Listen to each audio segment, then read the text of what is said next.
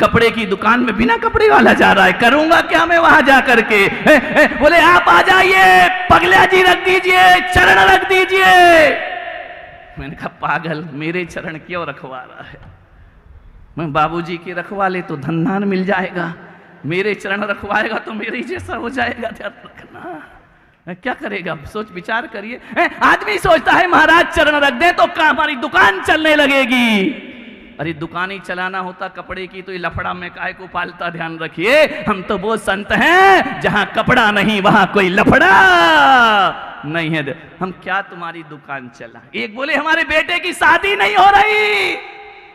मैंने कहा मैं क्या कर सकता हूं? बोले आप करा दो। मैंने कहा मेरे से होती तो मैं ही नहीं कर लेता, तेरी शादी कहां से करा दूं मैं? ऐसी ऐसी आकांक्षाएं लेके चले आते हैं। हर कोई दुखी है संसार में। विचार करना, हमसे वो मांगते जो हमारे यहां है ही नहीं। विचार करना है। एक आए बोले महाराज आपका रत्नात्रय कैसा है? मैंने कहा तू मेरा आचार्य है क्या? मेरा रत्नात्रय कैसा है? अरे मुनियों का रत्नात्रय पूछना ये आचार्यों का काम होता है। श्रावक पूछ रहा रत्नात्रय क्या होता है? मैंने कहा रत्नात्रय किसे कहते हैं? उसे मालूम ही नहीं रत्नात्रय क्या होता है, बस उसे बोलना है रत्नात्रय कैसा है। अरे मैंने कहा खराब, तू क्या हेल्प करेगा बोल मेरी? बोले नहीं करेंगे तो कुछ नहीं। मैंने कहा माथा फुड़ी का है वो कर रहा मेरे साथ, ध्यान रखिए। अरे साधुओं से पूछ रहे कि तुम्हारा चरित्र कैसा है। अरे साधुओं को जाकर के मत बोलो कि रत्नात्रय कैसा है, साधुओं से जाकर बोलो आपके जैसा रत्नात्रय हमको भी प्राप्त होना चाहिए, आपके जैसी सद्बुद्धि हमको भी। तुम हमारे डॉक्टर की तुम जांच कर रहे हो जाकर के। मेरे गुरु रत्नात्रय पूछें तो बात समझ में आती है, तुम पूछ रहे हैं तुम्हारा रत्नात्रय कैसा है। मैंने कहा घायल है, बोल क्या करेगा? विचार करिए। एक बार क्या हुआ, नारद जी इस धरती पर आ गए। अब मुझे नहीं मालूम कोई नारद आते हैं नहीं आते हैं, होते भी हैं नहीं, ये सब इस लफड़े में मैं पढ़ता नहीं हूं। मैं एक कहानी बता रहा हूं आपको। कहानी झूठी है, सरासर गप्प है। मैं गलत फहमी में ना जीता हूं ना लोगों को रखता हूं। ध्यान रखना, ऐसी चीजें मैं नहीं पालता हूं। नहीं तो आजकल तुम लोग ऐसी चीजें बहुत पालते हो कि झूठे झूठे आश्वासन देता रहूं, पता चला रिजल्ट जीरो का जीरो। ध्यान रखना, मैं भ्रम में नहीं रखता हूं। ये कहानी बिल्कुल झूठी है। जाकर किसी शास्त्र में मत तलाशना। हर कहानी पुराणों में नहीं मिलती है। कुछ कहानी ऐसी होती है जो पुलक सागर के प्राणों में मिला करती है। ध्यान रखिए, पुराणों की कहानी से परिवर्तन हो या ना हो, प्राणों की कहानी से जिंदगी जरूर बदल जाया करती है। इस कहानी का कथ्य गलत हो सकता है, लेकिन इस कहानी का तथ्य गलत नहीं हो सकता है। ध्यान रखिए, कहानी कथ्य के लिए नहीं, कहानी तथ्य के लिए हुआ करती है। नारद पृथ्वी पर आ गए। सुबह सुबह कहां आ गए मालूम है? अहमदाबाद। उतर गए नीचे, बोले चलो आज अहमदाबाद वालों से मिलते। सुबह सुबह नारद निकले थे। कोई सौभाग्यशाली मिलेगा, कोई अच्छा आदमी मिलेगा, कोई नहीं मिला। ना सौभाग्यमल जी मिले, कोई नहीं मिला। ना ऋषभ, ना चंदू, ना मनीष, कोई नहीं मिला। सुबह सुबह मालूम है कौन मिला? एक भिखारी भीख मांगता हुआ सड़क पे। नारद ने कहा हो गए आज का दिन खराब। लेकिन अब क्या करे, नारद तो नारद है। भिखारी ने कहा नारद तुम्हारे दिन खराब हो गए होंगे, मेरे तो अच्छे दिन। कौन बोला गए?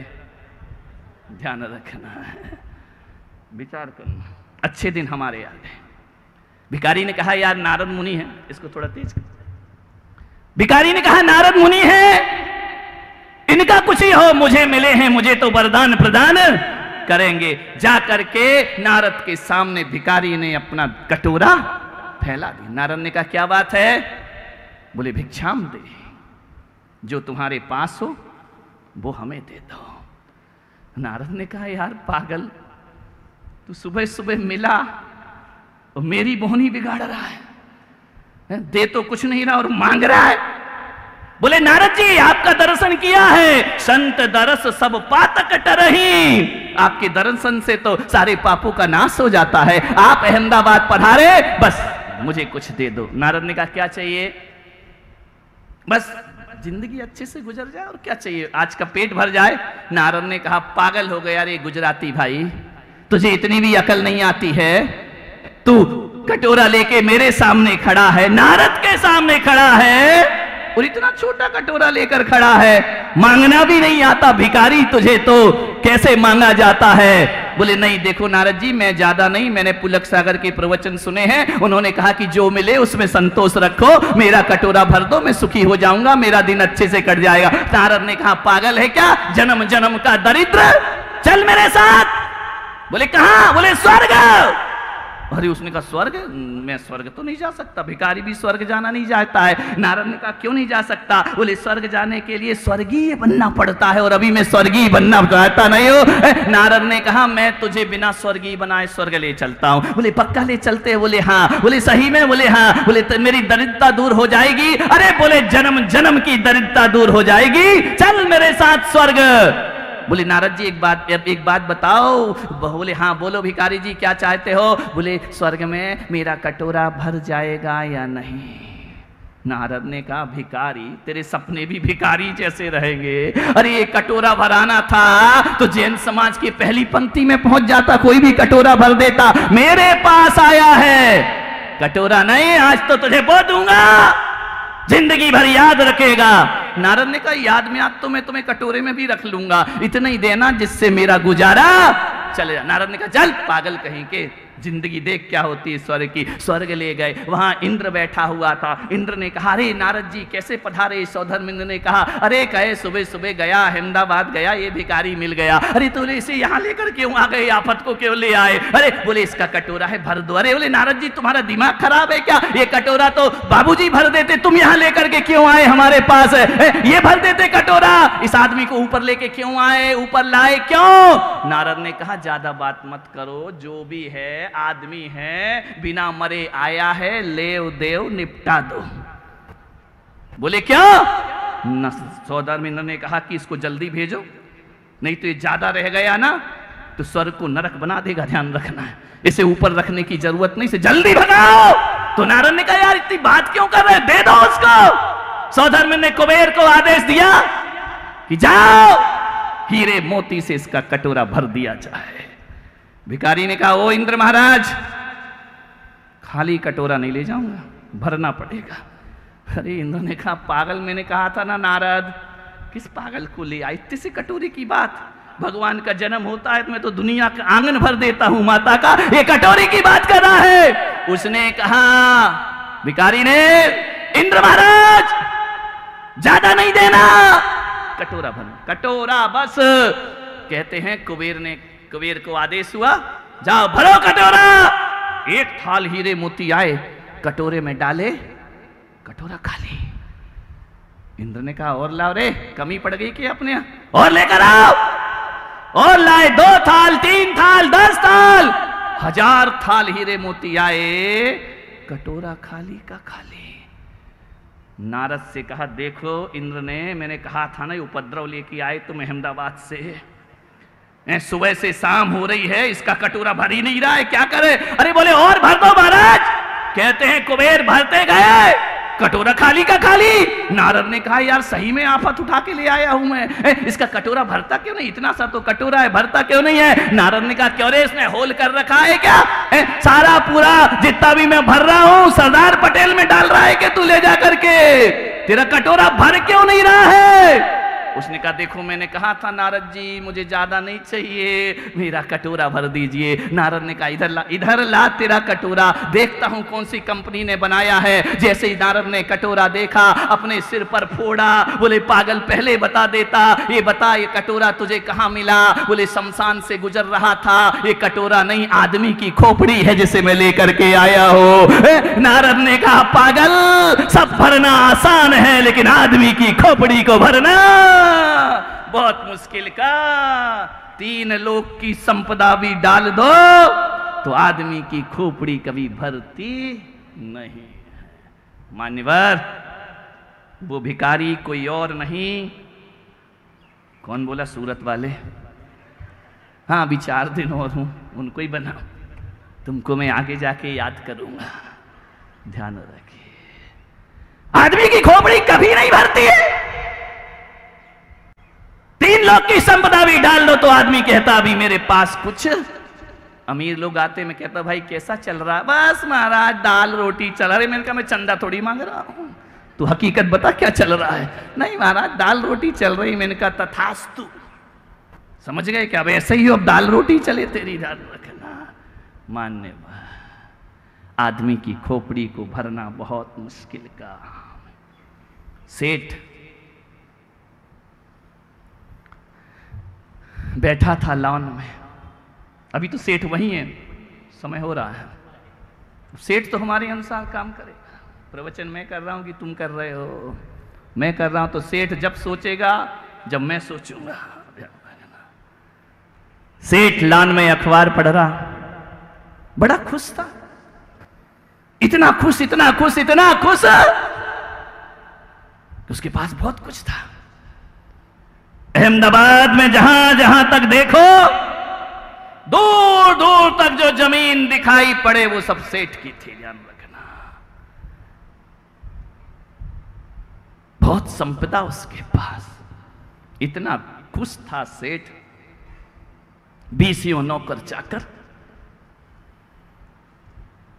बहुत सर्वसुलभ सुविधाएं, किसी चीज की कमी नहीं। सेठ बहुत खुश था, इतना खुश कि उसके जैसा खुश संसार में कोई दूसरा नहीं होगा। लेकिन एक दिन उसे ना जाने क्या हो गया, अखबार पढ़ रहा था, पढ़ते पढ़ते जैसे सेठ के कान में किसी ने कहा, सेठ बड़े खुश हुए। सेठ ने कहा क्यों नहीं होगा, मेरे पास किसी चीज की कमी नहीं है। बोले क्या है तेरे पास? अरे बोले देखना है, जितने मकान दौलत रुपया पैसा सब मेरा है इस संसार में। मैं इस शहर में सबसे बड़ा धनपति हूं, मैं नगर सेठ, मेरे पास किसी चीज की कमी नहीं। बोले सेठ बस इतना सा? बोले इतना सा? कितना कमाया हो मैंने? बोले पागल सेठ, क्या कमाया तुमने? एक सेठ के मन में एक गलत विचार जन्म लेने लगा। मान्यवर आपसे निवेदन करता हूं कि एक गलत विचार जिंदगी को नरक बना देता है। गलत विचार आए उनका पोषण मत करना, उन्हें वहीं कुचल के खत्म कर देना चाहिए। कभी कभी गलत विचार पत्नी के प्रति भी आते हैं, कभी कभी गलत विचार पति के प्रति भी आते हैं, कभी कभी गलत विचार माँ बाप के प्रति पैदा हो जाते हैं, कभी कभी गलत विचार संतान के प्रति पैदा हो जाते हैं, कभी कभी गलत विचार दो दोस्तों के बीच पैदा हो जाते हैं, कभी कभी गलत विचार समाज में पैदा हो जाते हैं, और कभी कभी गलत विचार देश में पैदा हो जाते हैं। गलत विचारों से बचो, ये जिंदगी नरक बनती है तो गलत विचारों से नरक बनती है मेरे भाई। गरीबी से कोई दुखी नहीं होता, गरीबी के विचारों से आदमी दुखी हुआ करता है, ध्यान रखिए। अमीरी से कोई अमीर नहीं होता है, अमीरी के विचारों से आदमी अमीर हो जाया करता है। वरना हमने तो ऐसा देखा है, ऐसा देखा इस दुनिया में, जो बाहर से सम्राट दिखते हैं लेकिन भीतर के बहुत बड़े भिखारी हुआ करते हैं। वो कई जो बाहर से भिखारी दिखते हैं वो सम्राटों के भी सम्राट हुआ कर, ध्यान रखना। गलत विचार सेठ के मन में आ गया। सेठ के अंदर से आवाज आई कि सेठ ऐसा क्या है तेरे पास तो तू बड़ा खुश दिखाई दे रहा है? क्या है? बोले अरे क्या है? उसने अपने सब मुनीमों को बुलाया, जितने मुनीमों आ जाओ। एक दो मुनीम तो थे नहीं, 50 मुनीम। मुनीम जानते हो, जो आज का पढ़ा लिखा सीए, वो पुराने जमाने का मुनीम, ध्यान रखना। और क्या है, कलम यहां लगी रहती थी, देखा होगा पिक्चरों में तो देखा होगा ना, लिखते रहता था बैठकर, चश्मा भी ऐसा होता था, ऊपर से देखता था, ध्यान रखिए। सब मुनीम को बुलाया कि बताओ मेरे पास कितनी दौलत है। मुनीमों ने कहा कि सेठ इतनी दौलत है कि तू भी बैठकर खाए, तेरे बच्चे भी बैठकर खाएं, तो भी तेरे घर में पैसों की कमी पड़ने वाली। सेठ ने कहा मेरे पास इतना, मेरे बच्चे भी ना कमाए ना तो उनकी पीढ़ियां भी बीत जाएंगी। एक कुविचार ने कहा कि सेठ तूने अपनी व्यवस्था कर ली, बच्चों की व्यवस्था कर ली, कभी सोचा है बच्चों के बच्चों का क्या होगा? अरे सेठ ने कहा ये तो मैंने सोचा ही नहीं, बच्चों के बच्चों का क्या होगा? मैं तो अपने ही बच्चों में लीन रहा। अरे उनके भी तो बच्चे होंगे, फिर उनके बच्चे होंगे। सेठ के मन में एक गलत विचार आया कि मैंने कुछ नहीं कम। पल भर पहले सेठ सुखी था, एक क्षण में सेठ दुखी हो गया कि मेरे बच्चों के बच्चों का क्या होगा। एक बात ध्यान रखना, थोड़ी देर पहले सेठ इसलिए सुखी था कि उसकी सद्भाव पर दृष्टि थी, और अब सेठ इसलिए दुखी हो गया और उसकी अभाव पर दृष्टि हो गई। ध्यान रखना, मैं कहता हूं कि सद्भाव पर दृष्टि रखो, तुम आज भी सुखी हो जाओगे, और अभाव पर दृष्टि रखोगे, मरते दम तक तुम्हें सुख तुम्हारे पास नहीं आ पाएगा। सेठ के मन में, आपके मन में भी गलत विचार उठ जाता है। ध्यान रखना, एक अभी 70 साल के दादा दादी आए, मैंने कहा चलो मेरे साथ दीक्षा ले लो, बोले अभी जिम्मेदारी है। अरे 70 साल में जिम्मेदारी, तो मैंने कहा जिम्मेदारी से कब फुर्सत मिलेगी?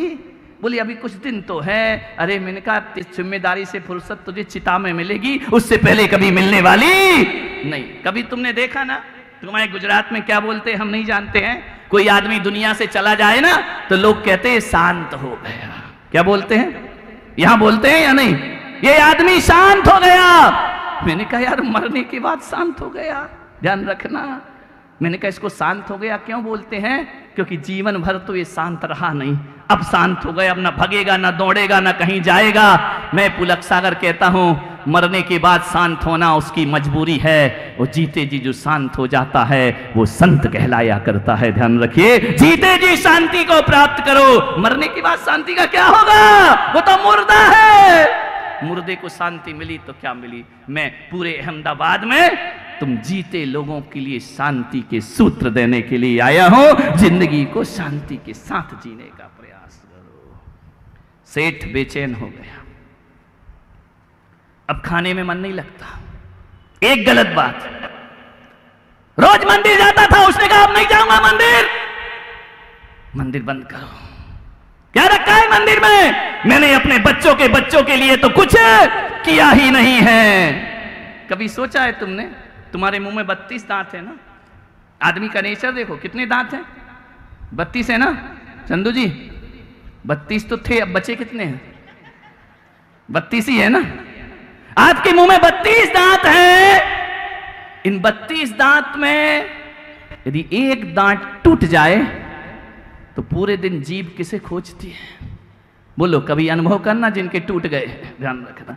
पूरे दिन जीभ वो एक दांत को ढूंढती है, मेरा एक दांत कहां गया, मेरा एक दांत कहां गया।